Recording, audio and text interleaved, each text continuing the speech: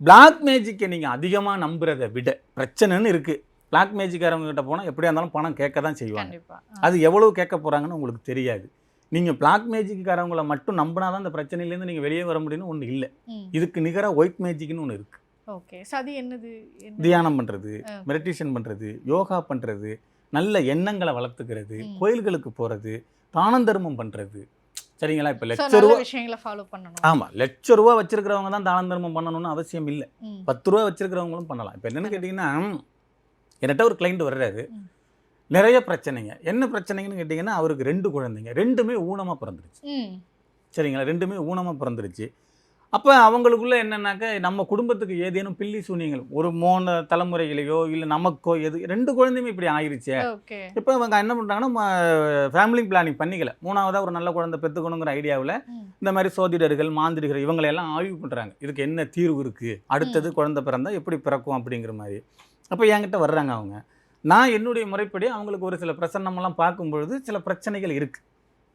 மாந்திரிகம் சார்ந்த பிரச்சனை இருக்குது, பூர்வா புண்ணிய கருமாவின் அப்படி இருக்குது, குலதெய்வம் விலகி நிற்கிது, இஷ்ட தெய்வம் விலகி நிற்கிது, அடுத்த குழந்தை நல்லபடியாக பிறக்கணும். அப்போ அதுக்கு என்ன தீர்வு அப்படிங்கும்பொழுது நம்ம சில பூஜை முறைகளை சொல்லி ஒரு தான் கேட்குறேன். அப்போ நாங்கள் ரொம்ப செலவழிச்சிட்டோம், அந்தளவுக்கு பண்ண முடியாது, ஏதாவது சிம்பிளான ஒரு பரிகாரம் ஒன்று சொல்லுங்கள் அப்படிங்கிறேன். அப்போ நான் என்ன சொன்னேன்னா, ஒரு 50 பேருக்கோ ஒரு 100 பேருக்கோ நீங்கள் அன்னதானம் விடுங்க, வஸ்திரதானம் பண்ணுங்கள், கொடை வாங்கி கொடுங்க, இந்த கோயிலுக்கு போங்க, இந்த கோயிலுக்கு போங்க, இப்படி பண்ணுங்கன்னு சொல்லிக்கிட்டு வரும்போது இது எல்லாமே அவங்களுக்கு செலவு ரொம்ப ஜாஸ்தியாக தெரியுது.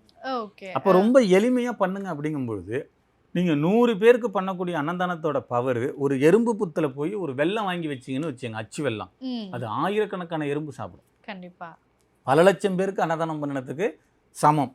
அன்னைக்கு கடவுளுக்கு வேலை மிச்சம். சரிங்களா?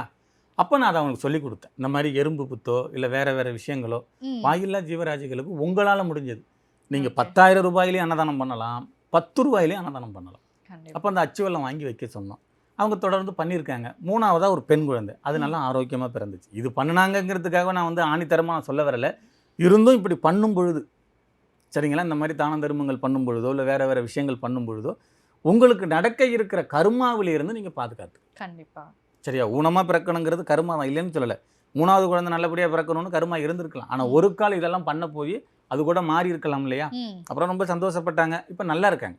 இந்த மாதிரி நீங்கள் ஒரு நாய்க்கு பிஸ்கட் வாங்கி போடுறதா இருக்கட்டும், இல்லை வேறு விஷயங்கள் பண்ணுறதா இருக்கட்டும், ஒரு வாயில்லா ஜீவராசிகளுக்கு பண்ணுறதா இருக்கட்டும், அது தானத்தில் வரும், நல்ல தானம் தான், அது ஒன்றும் பிரச்சனை இல்லை.